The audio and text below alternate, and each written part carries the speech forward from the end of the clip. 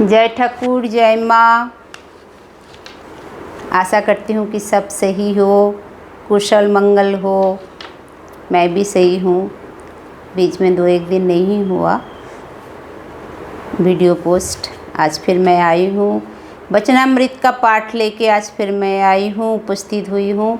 वचनामृत पाठ आप सब जानते हैं, ठाकुर जी के मुँह से निकला हुआ सारी वाणी जो हम पढ़ते हैं वो बांग्ला में है, और हिंदी में जो उसका ट्रांसलेट किया गया है उसको वचनामृत बोलते हैं। वचनामृत पाठ में आज हम देखेंगे कमल कुटीर में श्री रामकृष्ण और श्री केशव सेन के बातचीत। तो ये रामकृष्ण श्री केशव सेन के साथ जो बातचीत है, वह केशव सेन कौन है? केशव सेन ब्रह्म समाज का लीडर थे उस टाइम। तो केशव सेन के साथ कैसे मिलन हुआ था, आज वही से हम पढ़ेंगे, सुनेंगे। श्री रामकृष्ण कप्तान के घर होकर श्रीयुत केशव सेन के कमल कुटीर नामक मकान पर आए हैं। केशव सेन जहाँ रहते हैं, कमल कुटीर नाम है उस घर का। साथ में राम, मनोमोहन, सुरेंद्र मास्टर आदि अनेक भक्त लोग सब आए हैं। श्री प्रताप मजुमदार, श्री तैलक्य आदि ब्रह्म भक्त भी उपस्थित हैं। ठाकुर के साथ जो लोग आए हैं वो अलग है। राम, मनोमोहन, सुरेंद्र मास्टर आदि जो ठाकुर के भक्त हैं, और ब्रह्म भक्त भी वहाँ उपस्थित है, जैसे श्री प्रताप मजुमदार, श्री त्रैलक्य आदि। श्री रामकृष्ण केशव के बहुत प्यार करते हैं। जिन दिनों बेलघर में बागीचा में वो शिष्य के साथ साधन भजन कर रहे थे, तब माघोत्सव के बाद कुछ दिनों के अंदर ही एक दिन श्री रामकृष्ण बगीचे में जाकर उनके साथ साक्षात्कार किया था।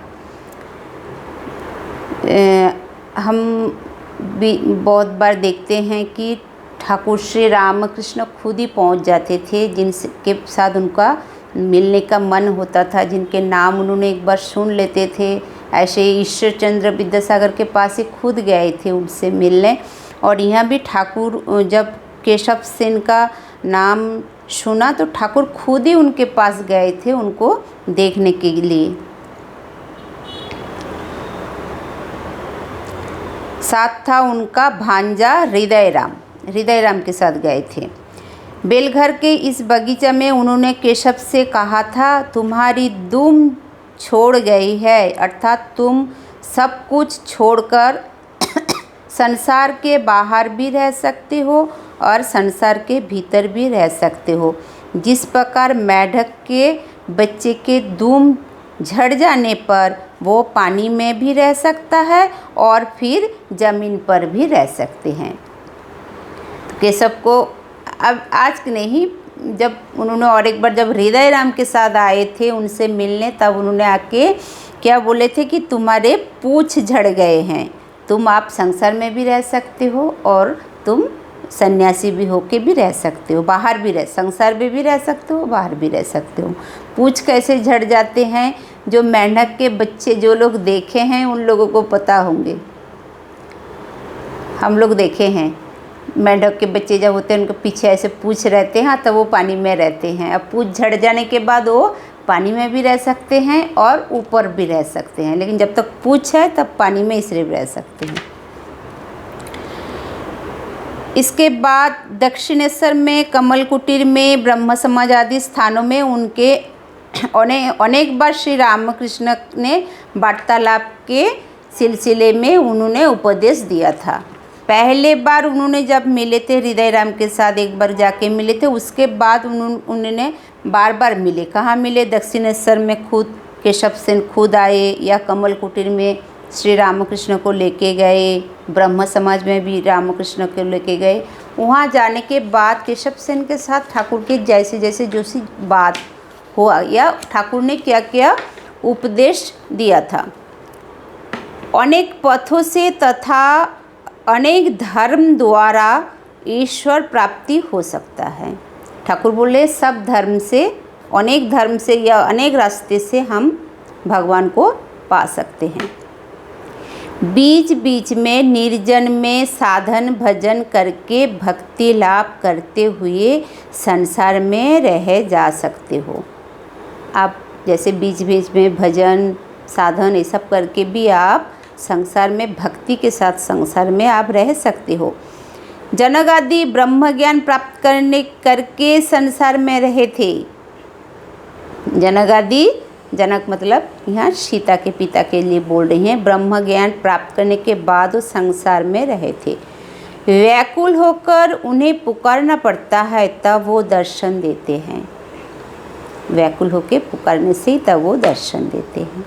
तुम लोग जो कुछ करते हो निराकार का साधन वह बहुत अच्छा है।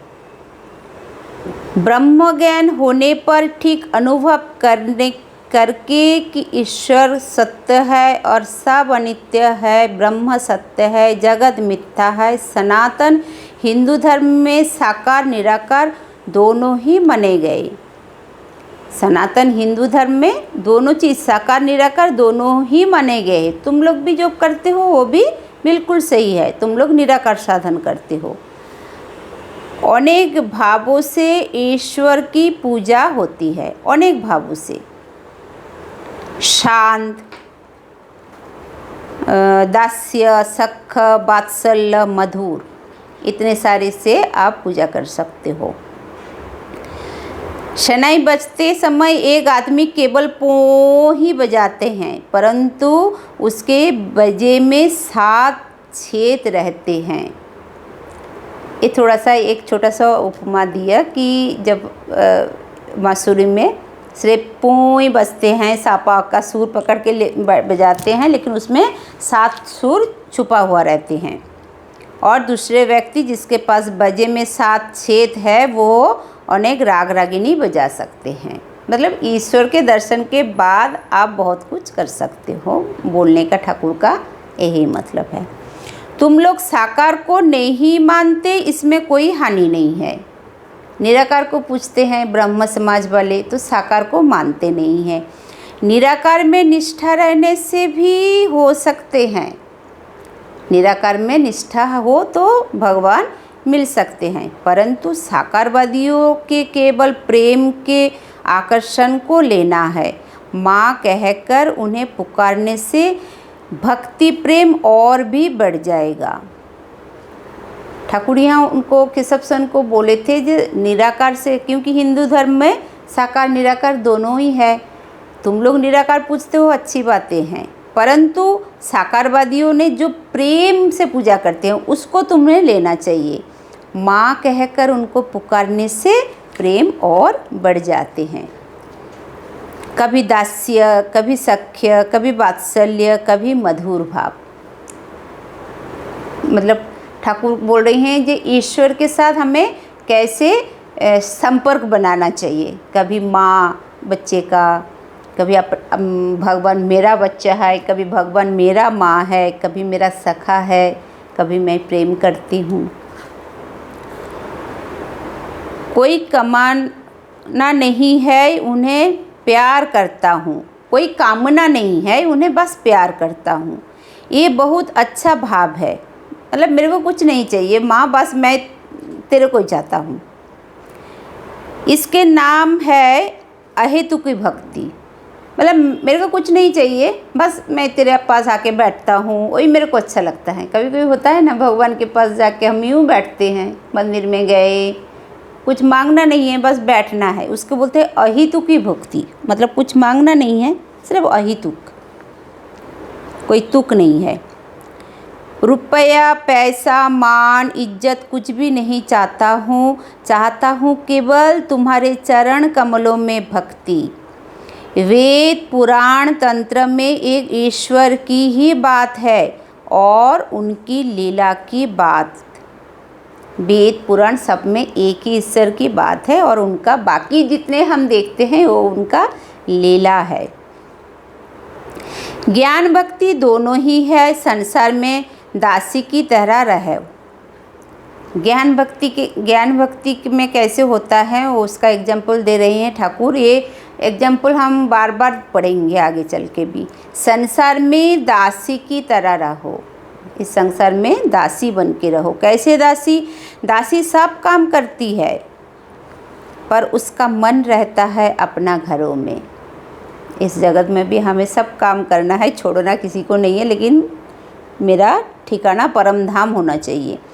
मालिक के बच्चे को पालती पोसती है, कहती है मेरा हरि मेरा राम, परंतु खूब जानती है लड़का उसका नहीं है। दूसरों के बच्चे को बोलते हैं मेरा राम मेरा बच्चा मेरा बिट्टू, लेकिन जानते हैं ये मेरा नहीं है। ऐसे संसार में भी हम जो अपना अपना बोलते हैं तो हमें भी ऐसे ही सोचना है कि ये कुछ भी मेरा नहीं है, मेरा घर तो ऊपर है परम धाम। तुम लोग जो निर्जन में साधना करते हो ये बहुत अच्छा है, उनकी कृपा होगी। जनक राजा ने निर्जन में कितनी साधना की थी, साधना करने पर ही तो संसार में निर्लिप्त होना संभव है। ये जो तुम लोग निर्जन में आके उपासना करते हो ये बहुत अच्छा है। जनक ने ऐसे किया था, ऐसे करोगे तो संसार में निर्लिप्त होके जैसे दासी बन के रह सकते हो, जिसमें किसी में मेरा कोई हक नहीं है, बस सिर्फ मुँह से बोल रही हूँ और प्यार कर रही हूँ, काम कर रही हूँ। तुम लोग भाषण देते हो सभी के उपकार के लिए, परंतु ईश्वर को प्राप्त करने के बाद तथा उनके दर्शन प्राप्त कर चुकने के बाद ही भाषण देने से उपकार होता है। ब्रह्म समाज में लेक्चर दिया जाता था, ये तुम लोग लेक्चर जो देते हो, जो भाषण देते हो, वो जगत संसार में उपकार के लिए ही देते हो, लेकिन जिन ईश्वर की बात तुम लोग करते हो उस ईश्वर को प्राप्त करने के बाद या उनको दर्शन होने के बाद अगर करो तो वो और भी अच्छा होगा। उनका आदेश ना पाकर दूसरों को शिक्षा देने में उपकार नहीं होता।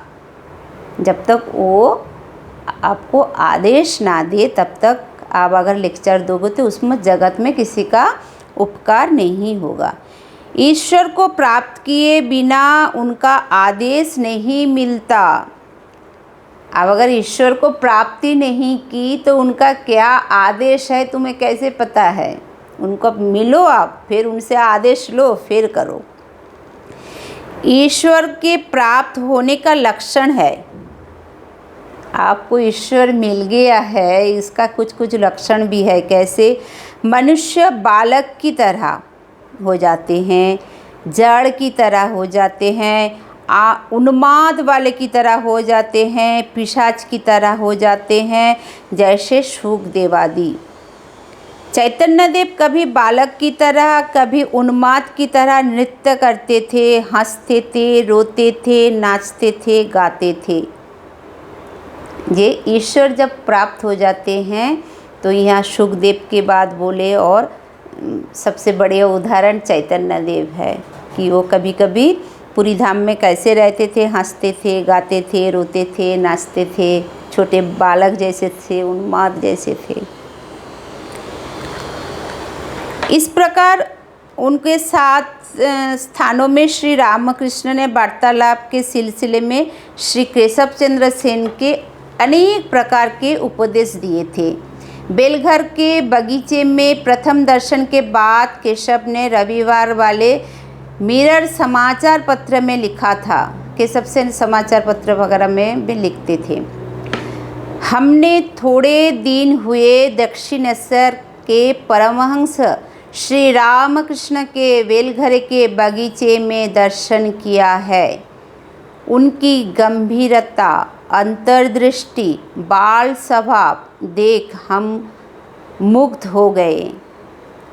वे शांत स्वभाव तथा कोमल प्रकृति के हैं और देखने से ऐसे लगते हैं मानो सदा योग में रहते हैं। इस समय हमारे ऐसा अनुभव हो रहा है कि हिंदू धर्म के गंभीरतम स्थलों का अनुसंधान करने पर कितनी सुंदरता, सत्यता तथा साधुता देखने को मिल सकती है। यदि ऐसा ना होता तो परमहंस की तरह ईश्वरीय भाव में भावित योगी पुरुष को देखने को कैसे आते। केशव सेन ने इशारे ठाकुर के लिए लिखा कि उनका गंभीरता, अंतर्दृष्टि, बाल स्वभाव देख के मैं मुग्ध हो गया। कितने उनका शांत स्वभाव, कोमल प्रकृति और हिंदू धर्म में गंभीरता, मतलब एकदम अंदर की तरह, अंदर के सारे जो जानते हैं स्थलों का अनुसंधान करने पर कितनी सुंदरता, सत्यता, साधुता देखने का वहाँ मिलता है। फिर मध्यस्थ उन्होंने टाउन हॉल में भाषण दिया था। एक बार भाषण में भी बोला, ये तो समाचार में लिखा, एक बार टाउन हॉल में भाषण दिया था। विषय था ब्रह्म धर्म और हमारा अनुभव। इसमें भी उन्होंने हिंदू धर्म की सुंदरता के संबंध में अनेक बात कही थी। अब वो हिंदू धर्म के बारे में बोलने लगे हैं। श्री रामकृष्ण उन पर जैसा स्नेह रखते थे, केशव को भी उनके प्रति वैसे ही भक्ति थी। श्री रामकृष्ण उनको जैसे स्नेह दृष्टि में देखते थे, केशव का भी उनके प्रति उतना श्रद्धा थी। प्रातः प्रतिवर्ष ब्रह्मोत्सव के समय तथा अन्य समय भी केशव दक्षिणेश्वर में जाते थे और उन्होंने कमल कुटीर में ले आते थे। ब्रह्म समाज का जो जब उत्सव वगैरह होते थे, आप केशव खुद जाके ठाकुर को उनके पास दक्षिणेश्वर से कमल कुटीर लाते थे। कभी कभी अकेले कमल कुटीर के दूसरे मंजिल पर उपासना गृह में उन्होंने परम अंतरंग मानते हुए भक्ति के साथ ले जाते तथा एकांत में ईश्वर की पूजा करते और आनंद मानते थे। जब तक केशव सेन ने ठाकुर से नहीं मिले थे, तब तक तो उन्होंने ब्रह्म समाज का ही निराकारी मानते थे, लेकिन ठाकुर से मिलने के बाद उनका काफ़ी परिवर्तन हो गए थे। श्री रामकृष्ण को बहुत बार ऐसे निमंत्रण करके लेके आए, और एक बार लेके आए बेलघर में तपोवन में ले गए थे सोमवार, फिर सितंबर को कमल कुटीर के उत्सव में सम्मिलित होने के लिए ले गए। इस समय श्री रामकृष्ण के समाधिस्थ होने पर ब्रह्म भक्तों के साथ उनका फोटो लिया गया। एक बार उन्होंने लेके गए, ठाकुर जैसे समाधि में लीन हो जाते थे, ऐसे में ब्रह्म समाज के भक्तों के साथ ठाकुर का फोटो लिए गए। श्री रामकृष्ण खड़े खड़े समाधिस्थ थे, हृदय उन्होंने पकड़ के खड़े थे। महाअष्टमी नवमी के दिन केशव ने दक्षिणेश्वर में जाकर उनका दर्शन किया। तो ठाकुर समाधिस्थ, हृदय राम उनका भांजा तो जो थे उन्होंने पकड़ के रखा है, और सारे भक्त खड़े होकर फोटो लिए। फिर दक्षिणेश्वर में नवमी, महाअष्टमी नवमी में जाके केशव सेन मिल के आए थे ठाकुर से। बुधवार को शारद पूर्णिमा के दिन के 1 बजे के समय केशव फिर भक्तों के साथ दक्षिणेश्वर में श्री रामकृष्ण का दर्शन करने गए थे। स्टीमर के साथ सजी सजाई एक बड़ी नौका, 6 अन्य नौकाएं और 2 छोटी नाव भी थी। करीब 80 भक्तोगण के साथ में झंडा, फूल, पत्ते, मृदंग, करताल भरी भी थे। हृदय अभ्यर्थना करके केशव को स्टीमर से उतर लाया, गाने गाते गाते। केशव ठाकुर से मिलने कैसे आए, कितने सारे कुछ चीज़ लेके, कम से कम 80 लोगों के साथ आए। एक बड़ी स्टीमर, उसके साथ 6 अन्य नौकाएं, छोटी नाव, करताली, फूल, पत्ते, झंडा सब लेके आए।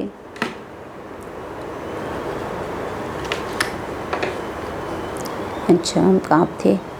ब्रह्म भक्तगण भी पंचवटी से कीर्तन करते करते उनके साथ आने लगे। अच्छा, हृदय राम जाके स्टीमर से केशव सेन को लेके आए गाने गाते गाते, और ब्रह्म भक्त भी अब कीर्तन करते करते उनके साथ आने लगे। सच्चिदानंद विग्रह रूपानंदना, उनके बीच में थे श्री रामकृष्ण, बीच बीच में समाधि मगन हो रहे थे। क्या सुंदर दृश्य होगा ठाकुर। इस दिन संध्या के बाद गंगा जी के घाट पर पूर्व चंद्र की प्रकाश में केशव ने उपासना की थी। केशव ने दक्षिणेश्वर में बैठ के उपासना की। उपासना के बाद श्री रामकृष्ण कहने लगे, तुम सब लोग ब्रह्मा आत्मा भगवान, ब्रह्मा माया जीव जगत, भगवत भक्त भगवान, बोलो। तुम सब क्या बोलो? सबके साथ मिलके बोलो, ब्रह्मा आत्मा भगवान, ब्रह्मा माया जीव जगत, भगवत भक्त भगवान। सभी भगवान का है। भगवान का ही ब्रह्मा है, आत्मा है, भगवान का ही जीव है, जगत है, माया है, भक्त है। केशवादी ब्रह्म भक्तगण उस चंद्र किरण में भागीरथी के तट पर एक सर में श्री रामकृष्ण के साथ साथ उन सब मंत्रों का भक्ति के साथ उच्चारण करने लगे। ब्रह्म समाज के सब भी उच्चारण करने लगे। श्री रामकृष्ण फिर जब बोले, बोलो गुरु कृष्ण वैष्णव, तो केशव ने आनंद से हंसते हंसते कहा, महाराज इस समय इतना दूर नहीं। ब्रह्म माया आत्मा भगवान वो ठीक है, लेकिन इस समय गुरु कृष्ण वैष्णव ये हम इतना दूर नहीं बोल सकते।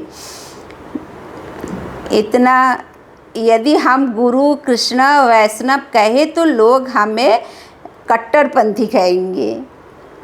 श्री रामकृष्ण भी हंसने लगे और बोले, अच्छा तुम ब्रह्म लोग जहाँ तक कह सकते हो वहाँ तक कहो। क्या सुंदर, क्या सुंदर। जो लोग सुन रहे हो पाठ करते हुए तो मेरे को बहुत आनंद आते हैं। आप लोग भी आनंद के साथ सुनो, अमृत के समान है, अमृत बरस रहे हैं एकदम से। तो जो हमारे चैनल में नए हैं सब्सक्राइब लाइक करना भूलना मत, सुनते रहो। आप लोग सुनोगे तो मेरे को बहुत मज़ा आएंगे सुनाने में। आज इतना ही। जय ठाकुर, जय राम।